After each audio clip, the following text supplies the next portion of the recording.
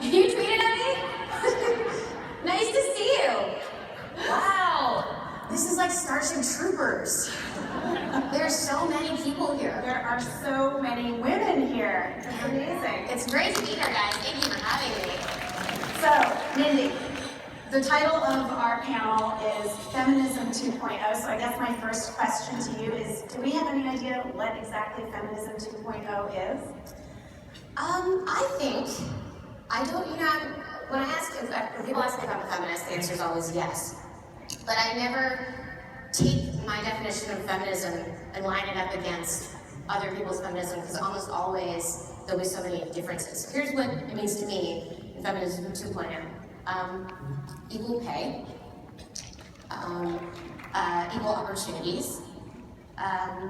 It means, to me, something as basic as believing in reproductive freedom. Thank you. To me, it means being able to feel safe in an environment where you feel safe speaking up about something. And to me, that's it. And so I'm always a little surprised when I find that people are scared of the word. Mm-hmm. I think that the connotations of feminist, although I do think this is fading now, have connotations of like not femininity. Mm-hmm. And I think that's changing because I think it's a shame. Well, that actually leads to, and right on to your definition of feminism, by the way. It's fantastic. That leads to something that I think is a thread through so many of the characters that you've played, which is that you yourself you're an intellectual, you're a student of Latin, you're a reader, but you're also somebody who loves fashion, loves beauty, and clearly believes that both of these things can coexist in a woman's brain and life. Do you think the understanding of what a woman can be is expanding? Absolutely. And it always makes me sad when because I think a lot of people, I think especially men, but also women, sometimes think that you can be interested in things like fashion or things that are traditionally feminine and also be a strong woman. And I face this all the time because my character in my show is really obsessed with that. And me personally, love looking at fashion magazines, I love makeup.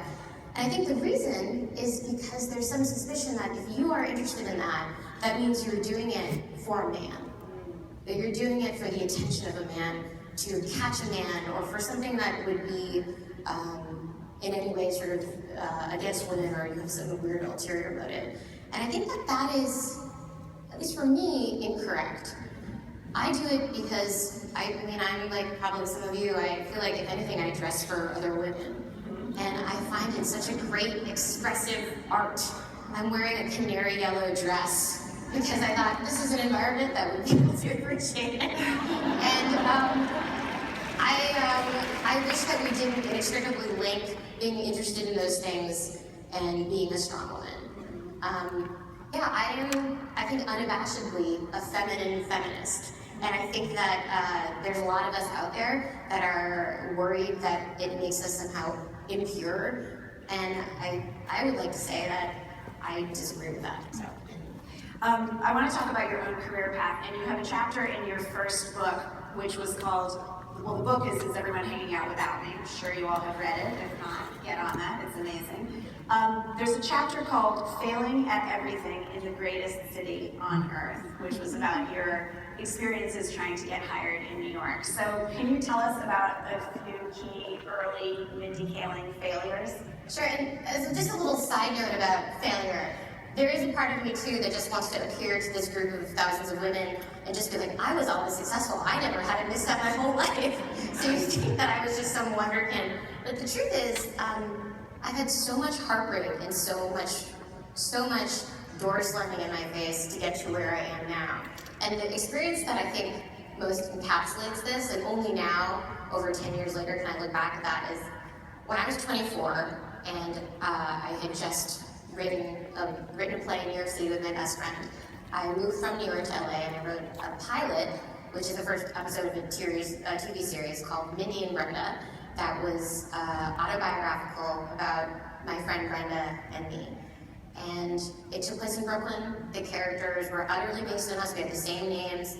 and we acted the same way. And when we went to LA, we were lucky enough to have the pilot picked up to actually be shooting it. And I was told that I had to audition for the part of Mindy, the part I had created for myself. And I had that inflated sense of confidence that people in their early 20s have. And I thought, oh, this will be fine. I'm funny, I know the part, I know I can yell it. And what I realized was the reason that they didn't want us to, we had won awards in New York for playing in a play together, was that we didn't look like what they wanted for a television show. And this is for a network, the WB, which no longer exists, which makes me feel fantastic. Yes. And I'm also going to talk about it a little more freely. So I had to go through the heartbreaking experience of sitting in a room with other much thinner, much more traditionally attractive young women. And so I was sort of pitted against other women who were reading for my part. And because at that time, I mean, this was 2004, 2003, so the era was very different. There was not this active search for minority actresses. So after searching half-heartedly for about a week or two, the producers then opened it up to all races. So I was sitting in the room with these beautiful young blonde actresses, 18, 19 years old, who were auditioning for the role of Mindy, Kaling. When you look at it now, it's like the idea of that. It's like a joke. It's just seen out of a bad movie. Which is I think, really reassuring, because that was not like, it wasn't like in 1972, it was in the early 2000s. And so it's amazing how quickly things can change. But that experience almost made me want to quit the business. I mean, to have to call my parents every day and like, did you get cast as Mindy? And I'm like, I think I'm getting close. I think the audition went well. And it's like, so it's Kafkaesque, actually. It was. At the time, I've heard you talk about this